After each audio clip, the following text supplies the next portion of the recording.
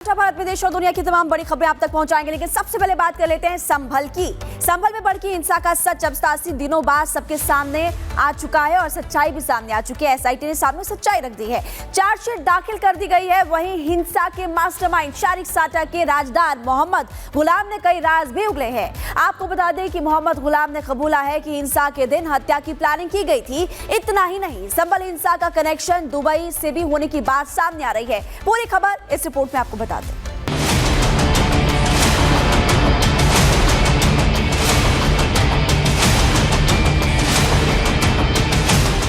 संभल हिंसा मामले में सबसे बड़ा खुलासा।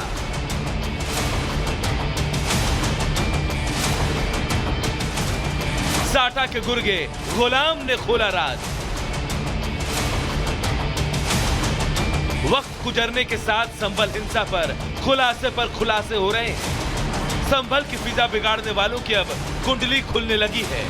हिंसा के 87 दिन बाद एसआईटी ने चार्जशीट दाखिल कर दी। 4000 से ज्यादा पन्नों की चार्जशीट में 208 आरोपियों के नाम दर्ज है। संभल हिंसा में 24 नवंबर को उपद्रवियों द्वारा पुलिस पे फायरिंग और पथराव किया गया था। उससे संबंधित कुल 12 मुकदमे दर्ज किए गए थे। 6 मुकदमों में चार्जशीट दाखिल हुई है। अभी तक उस हिंसा में कुल 80 लोग गिरफ्तार होकर जेल गए हैं और 79 लोग हैं वो प्रकाश में आ चुके हैं। माहौल खराब करने वालों पर योगी सरकार सख्त है। यही वजह है कि संभल में दंगाइयों के पोस्टर लगाए गए हैं, जिसे लेकर अब दंगाइयों में दहशत का माहौल है। जल्द ही बाकी जो 6 केसेस हैं उसमें बैलिस्टिक रिपोर्ट आनी शेष है। जैसे ही बैलिस्टिक रिपोर्ट आती है, पुलिस द्वारा उन मुकदमों को चार्जशीट करके इन सब लोगों को है सजा दिलाने का प्रयास है, वो प्रभावी पैरवी के माध्यम से करवाया जाएगा। पुलिस एक्शन ले और सियासत ना हो, ऐसा हो सकता है क्या? विपक्ष हर मुद्दे पर सियासी रोटियां सेकने में लग जाता है। ऐसा जताने लगता है कि सब कुछ बीजेपी के इशारों पर हो रहा है। जब समाजवादी पार्टी की सरकार हम लोग बनाएंगे, तब अत्याचार की एक पटकथा लिखी जाएगी, तो उसमें संभल फिर सबसे ऊपर होगा। उत्तर प्रदेश को दंगे की आग में झोंकने की समाजवादी पार्टी के गुर्गों की जो कोशिश है, उसको विफल करने का जो काम हुआ है, उसका मैं स्वागत भी करता हूं। लेकिन पुलिस जो अपना काम कर रही है वो कानून के हिसाब से कर रही है। विपक्ष चाहे जितनी भी कोशिश कर ले, कानून की जद में जो आया है उसे दंड भोगना ही पड़ेगा। वैसे भी योगी सरकार ने दंगाइयों के खिलाफ एक्शन के लिए पुलिस को फ्री हैंड दे रखा है। ऐसे में संभल पुलिस भी फुल एक्शन में है। Bureau report, Republic Bharat.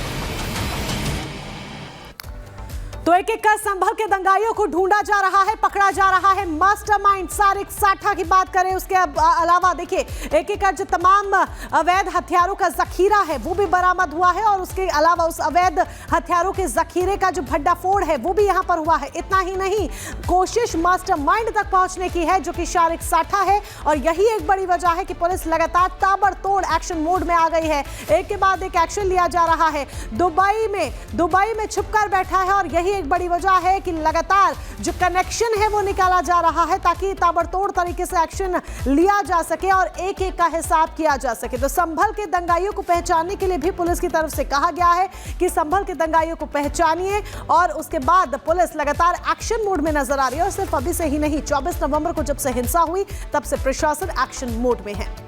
बहरहाल अब आगे बढ़ते हैं, बात दिल्ली के बजट की करते हैं, क्योंकि बजट को लेकर सीएम रेखा गुप्ता अफसरों के साथ आज एक मीटिंग करने वाली हैं।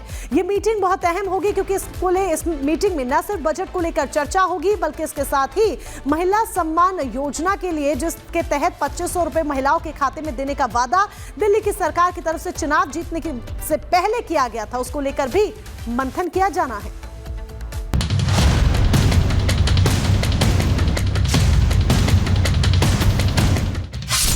40 घंटे में ताबड़तोड़ एक्शन, केजरीवाल की बढ़ी टेंशन।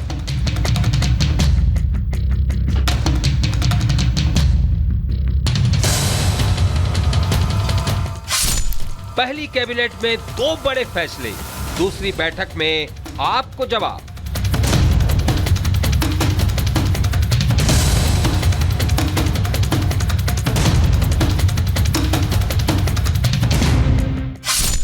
महिला सम्मान योजना पर फैसला, 2500 रुपये दिए जाने का होगा पूरा सपना।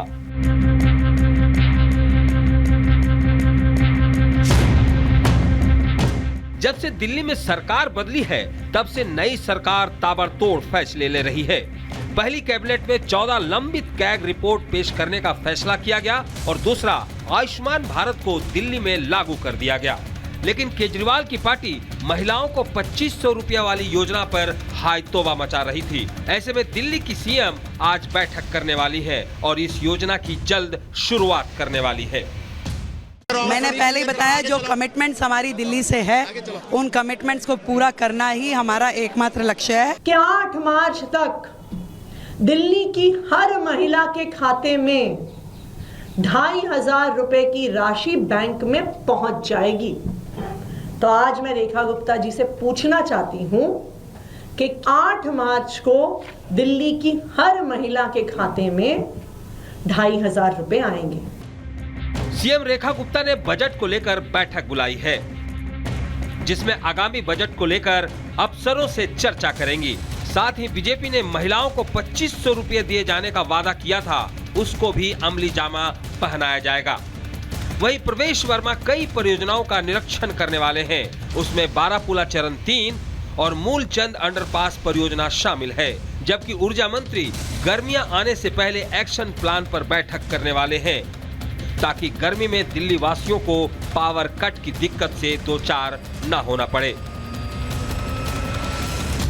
हमारी बहन से हमने जो वादा किया था कि हम उनको मुफ्त सिलेंडर देंगे, पेंशन देंगे, ये हमारा काम है। तो ये सारे वादे भी हैं, वो भी करने हैं और डेवलपमेंट के कामों को भी साथ में करना है।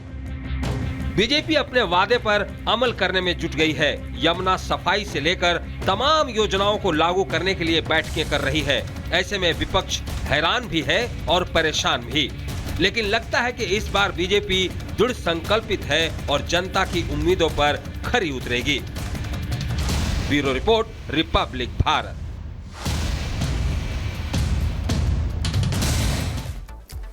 और आगे अगली खबर आपको बताते हैं। प्रधानमंत्री नरेंद्र मोदी की ऐसी कई तस्वीरें आपने देखी होंगी जिसमें प्रधानमंत्री के संस्कारों की साफ झलक देखी जा सकती है।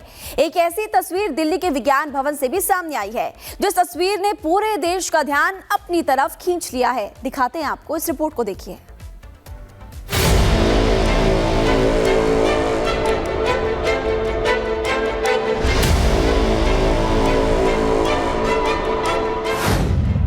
सियासी सत्कार नहीं, पीएम का संस्कार।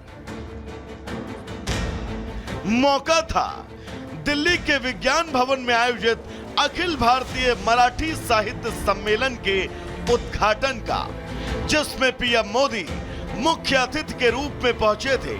तो वहीं इस कार्यक्रम में महाराष्ट्र की सियासत के कई बड़ी चेहरे भी शामिल थे, जिनमें एक चेहरा महाराष्ट्र की राजनीति के दिग्गज नेताओं में शुमार शरद पवार का भी था। जब शरद पवार मंच पर पहुंचे तो पीएम मोदी ने शरद पवार को सबसे पहले बैठने में सहारा दिया, जिसके बाद शरद पवार के सामने रखे खाली ग्लास में बोतल से खुद पानी भी भरा।